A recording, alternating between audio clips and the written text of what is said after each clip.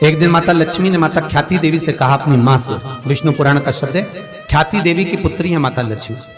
तो माता लक्ष्मी ने माता ख्याति देवी से कहा, हे मां, मान लो संसार में बहुत सुंदर प्रसंग है, अपनी जिंदगी में याद रखिएगा। ये प्रसंग को बहुत ध्यान रखना, शायद बाद में सुनने को मिले ना मिले, उस प्रसंग को ध्यान रखिएगा। विवाह का मंडप जो लगता है, विवाह का जो मंडप लगता है, शादी का मंडप लगने पर विवाह का मंडप जब तक विसर्जन नहीं हो जाता, मोर छठ के दिन मोर ठंडे नहीं हो जाते, उस बीच में सौभाग्यवती नारी जो मंगल विवाह कर आई होती है, उसका यदि कोई आभूषण खो जाता है तो उसको वंश बढ़ने में दिक्कत आती है। हमेशा याद रखें,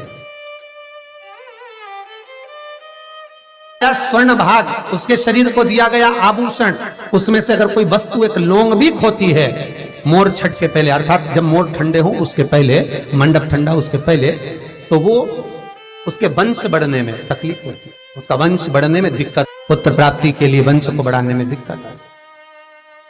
महाराज, स्वर्ण का कोई मायना नहीं है, पर दिक्कत उस बात की है कि वो चीज गई है तो उसका भाग मनुष्य को भोगना पड़ता है, मनुष्य को। इसलिए बहुत सावधानी हर चीज में। हम तो यहां तक कहते हैं, पूजन भी कर रहे हो, पाठ भी कर रहे हो, अर्चना भी कर रहे हो, भगवान की सेवा भी कर रहे हो, तो उसमें भी सावधानी रखें, उसमें भी सावधानी रखें। आपको लग रहा है कि बहुत तेज हवा चल रही है, बहुत तेज वायु चल रही है और मैं जो दिया लगाऊंगी वो ठंडा हो जाएगा, मत लगाओ। आपको लग रहा है कि ये मैं दिया लगाऊंगी ठंडा होगा, तो मत लगाइए। एक मन का दीप जलाइए, भगवान से निवेदन करो, हे भोलेनाथ, हे शंभु, हे त्रिकालदर्शी, हे कैलाशी, बहुत तेज वायु का संचार हो रहा है, मैं दीप नहीं लगा रही। पर ये मत सोचना कि मैंने दिया नहीं लगाया, मैं लेकर आई हूं, बाती भी है साथ में, पर बाबा इस दिए को मैं इसी मंदिर में रख कर जाती हूँ, कोई तो आएगा बाद में लगा कर जाएगा। मैं आज इस हृदय की बाती से, हृदय के दीप से आपको प्रसन्न करना चाहता हूं। मन मेरा मंदिर, आंखें दिया बाती, होठों की है थालियां, रोम फूल बाती। मैं आपको भाव से कहता हूं, 5 कारण हैं जिससे शंकर हमें प्राप्त हो सकते हैं अंतिम क्षण में। 5 कारण। पहला, अगर आप शंकर के मंदिर में जाकर 1 लोटा पानी चढ़ा रहे हैं तो शिव की कृपा आज नहीं तो कल, कल नहीं तो परसों, कभी मेरे बाबा की कृपा आप पर बनेगी जरूर। ये शंकर के ही शब्द देवऋषि नारद को हैं।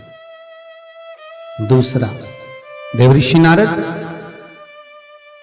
सब्सक्राइब करें हमारा चैनल। मस्तक पर त्रिपुंड धारण करता है, मस्तक पर त्रिपुंड लगाता है।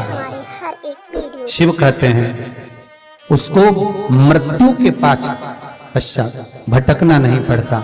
शंकर कहते हैं वो मेरे ही धाम पर, मेरे ही संग कैलाश पर आकर विराजमान हो जाता है।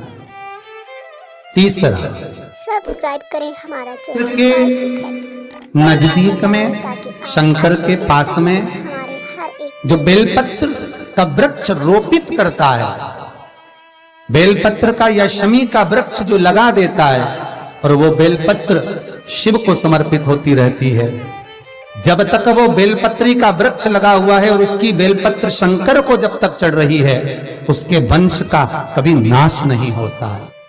तीसरा, चौथा कारण कहा, देवऋषि नारद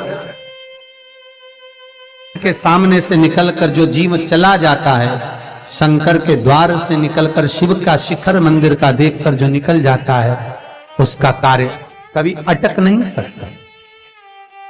और 5वां कारण शंकर के स्मरण का स्वयं शिव देवऋषि नारद से कह रहा है, नारद, मृत्यु का भय होने पर व्यक्ति जब मृत्यु के भय में पड़ जाता है, कोई बीमारी, कोई रोग, कोई कारण, कोई एक्सीडेंट, कोई कारण में जब मनुष्य फंस जाता है, तो शंकर कहते हैं नारद, उसके मुख से, उसके स्मरण से, उसके परिवार के स्मरण से एक बार भी अगर दिल से मेरा नाम निकलता है तो मैं उस रोग को, उस कष्ट को, उस दुख को अपना जानकर उस कष्ट से निवारण कर दूं। इसलिए हमारे यहाँ अगर किसी का एक्सीडेंट हो गया, कोई रोग हो गया, कोई बीमारी हो गई, कोई दुख आ गया, तो हमारे यहां तुरंत ब्राह्मण कहते हैं कि महामृत्युंजय का अनुष्ठान कराइए।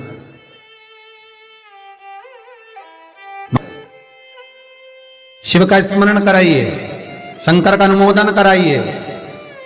और फिर निवेदन करूंगा, बारंबार कहता हूं, आज फिर निवेदन करता हूं आप सभी से, अगर शरीर में कष्ट है, घुटने कमर में बहुत ज्यादा तकलीफ है, तो प्रदोष के दिन शंकर के, अभी महाशिवरात्रि आने में तो बहुत समय है, पर प्रयास करना कि प्रदोष के दिन शंकर के मंदिर की चौखट पर बैठकर, शंकर के मंदिर के द्वार पर बैठकर, शंकर पर चढ़ी हुई बेलपत्र खाना चबा चबा कर और घर आकर विश्राम कर 2-1 प्रदोष कर कर देखना, आपके घुटने और कमर में आपको खुद अंतर है। बाबा की बेलपत्र कोई साधारण नहीं है महाराज।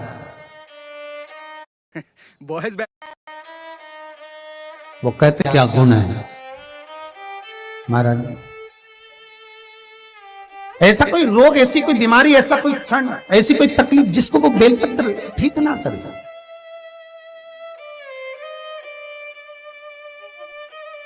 भगवान सुख का भान अपने आप करा देता। जब माता पार्वती जी के साथ में भगवान शंकर का हिमालय राज की नगरी में जब मंगल विवाह होता है, पार्वती मैया भगवान शंकर को पाने के लिए अपनी सखियों के साथ एक गुफा में प्रवेश कर कर शिवलिंग का पूजन करती है, जैसे हरतालिका तीज का पूजन माताएं करती हैं, पूजन करती है। शिव को पाने के लिए अथक प्रयास मां जब करती और शंकर जब माता पार्वती को मिलते हैं, जिस समय पर भगवान शिव और पार्वती की मंगल भावर चल रही होती है, तब माता पार्वती भगवान शिव से कुछ प्रश्न कर लेती है।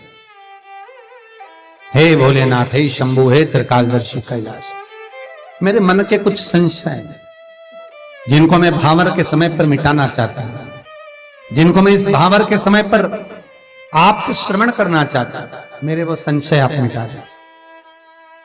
पार्वती, ऐसा कौन सा संशय है तुम्हारे भीतर जिसको आप सुनना चाहती हो? पार्वती जी कहती हैं, शिव, वो संशय केवल आप ही समाप्त कर सकते। और बाबा भोलेनाथ जी से माता पार्वती ने कुछ 3 संशय हैं जो माता पार्वती शंकर जी से कहती हैं। पहला संशय माता पार्वती का कि भोलेनाथ, संसार में जिस कन्या का वर के साथ में विवाह होता है, उस विवाह के समय पर वो वर और कन्या किस रूप में रहते हैं? शंकर जी कहते हैं वो वर कन्या में मेरा ही प्रतिबिंब पाया जाता है। क्या कहते हैं कि दूल्हा जो बना है, दुल्हन जो बनी है, वो शंकर और पार्वती का ही प्रतिबिंब है। इसलिए उनसे कहा जाता है तुम इतने दिन कोई काम ना करिए, आराम करिए, भगवत भजन धारण करिए, हल्दी लग गई है तो ये कार्य ना करिए, वो शिव का ही प्रतिबिंब है। दूसरा कारण कहा, जगत संसार में जब संपदा की कमी होती है, जगत संसार में जब लक्ष्मी की कमी होती है, जगत संसार में जब वैभव की कमी होती है, तब वो वैभव प्रदान करने वाला कौन है? शंकर कहते हैं पार्वती, जिस समय पर वैभव और संपदा की कमी हो, पार्वती, संसार का मनुष्य यदि मेरे चरणों का स्मरण करता है, मेरे चरणों का स्मरण करता है, शंकर कहते हैं मैं चोर को जो कुबेर बना सकता हूं, उस कुबेर को उसके घर पर भी भेज सकता हूं, बस मेरे चरणों का स्मरण करे। जब दुख हो, तकलीफ हो, कष्ट हो, वो स्मरण करे।